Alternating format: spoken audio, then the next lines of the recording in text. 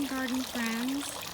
It's been quite some time since I've done a video.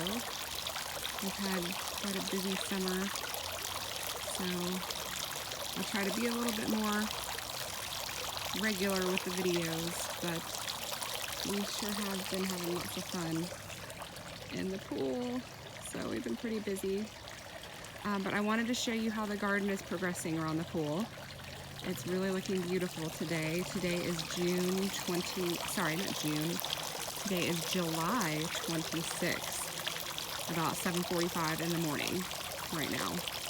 Everything is still pretty peaceful, and everything is still looking really great. My annuals are doing really great. This is Supertunia Vista Bordeaux.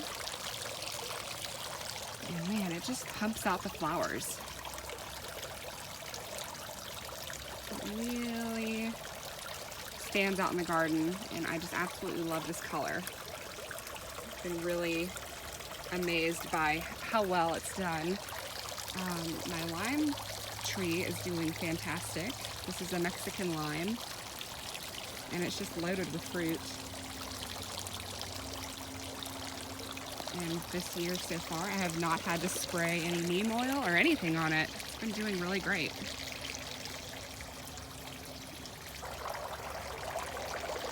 And then here's the new roses that I just planted. They're doing pretty well too. The Japanese beetles have been really annoying this year.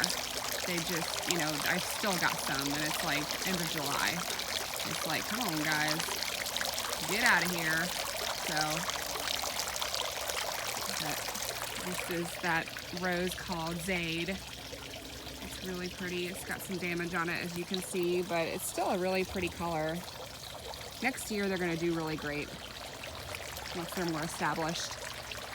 And my phlox is still looking beautiful. And then I got some verbena too. And we have just loved having this fountain right here. The sound is so relaxing, especially next to the lounge chairs. I could just take a nap right there right now. It's just really peaceful. Really, really nice. Here's my hanging baskets. The bees and hummingbirds have been all over these things. In fact, when we've been playing in the pool, there have been hummingbirds still coming around to get nectar from the hanging baskets, the petunias in there, and the calibrachoa, which is just pretty fantastic being, you know, in the pool here, and you hear the hummingbirds coming along and watch them zip from each hanging basket. It's really, really special. And this is also Bordeaux Supertunia, which is doing great.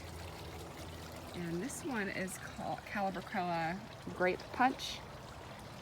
And then I also have the Supertunia White as well. Here I've got some David phlox. It's been blooming all summer, looking really beautiful. And then I've got some salvia plants here that haven't really rebloomed very well. I cut back all the blooms, and I don't know, I guess it just takes a little bit more time for them to come out. Maybe I need to fertilize a little bit, but they are just kind of stagnant right now. I know next year they'll be better. You know, it is. Yeah, that's Pete. Sorry, that's O'Malley. He keeps rubbing up against my leg. He wants some attention right now, don't you, buddy? Yeah, you sweet thing.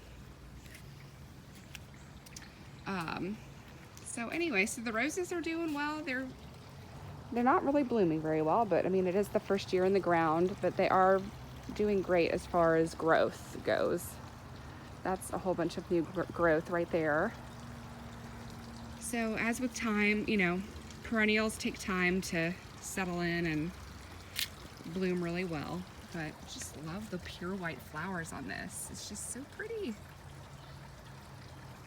And again, this is called David phlox. It's summer phlox. I've really never grown this before. I just started planting these kind of plants this year, and I don't know why it's taken me so long. to grow this. It's so pretty, and it blooms all summer. You just can't beat it.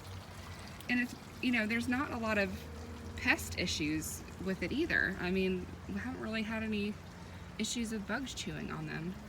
So I know I'm going to be planting more of that next year. Hey, buddy. He just won't leave my feet alone. He just wants to love on me right now. He's going to be following me everywhere today. I can already tell. Here's some more Supertunia Vista Bordeaux, which is completely taken over this little bed here with the Jubilation gardenias. It's doing really, really well. Here's my hydrangea hedge. This is Nantucket Blue. It is just absolutely huge and looking beautiful. I've got some ferns planted underneath it. This bank of hydrangeas here is called Big Daddy. The leaves are a little bit sturdier and they're glossier than the Nantucket, as you can tell. See how glossy these are compared to that? Very different. Huge blooms. Absolutely huge blooms. They're gorgeous. I love them. I've just been having trouble getting them to bloom prolifically.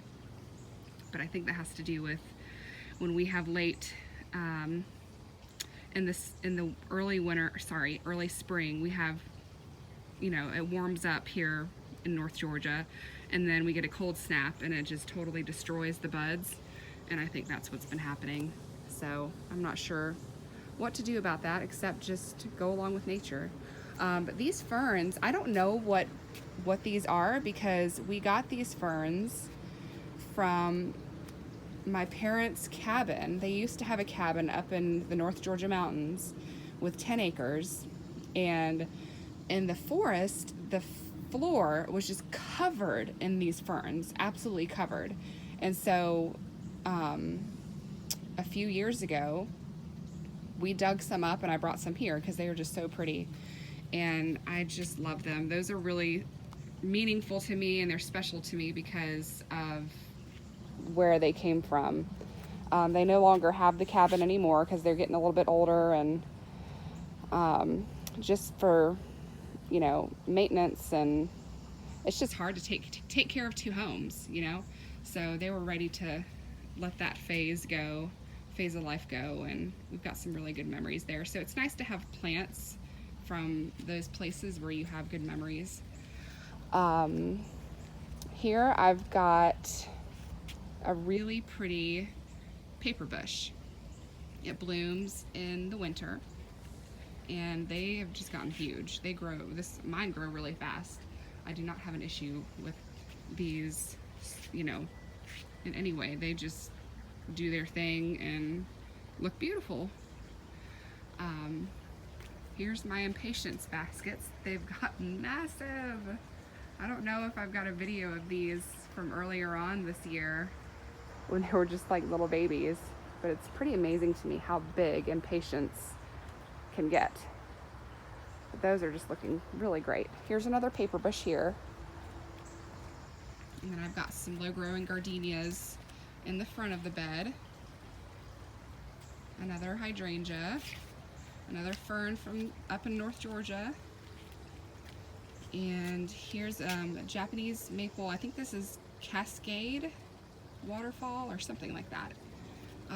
This is a viburnum, copper top viburnum. It's got that really pretty coppery color in the new growth. And then here are my beautiful hydrangeas. I'm just amazed at how big they've gotten. This is their first year in the ground, and they've just exploded. I've had really good luck with those. Here is my Emmett's Pumpkin Japanese Maple. Really, really pretty leaf structure. I'm a huge fan. I know I've said that many times in my videos.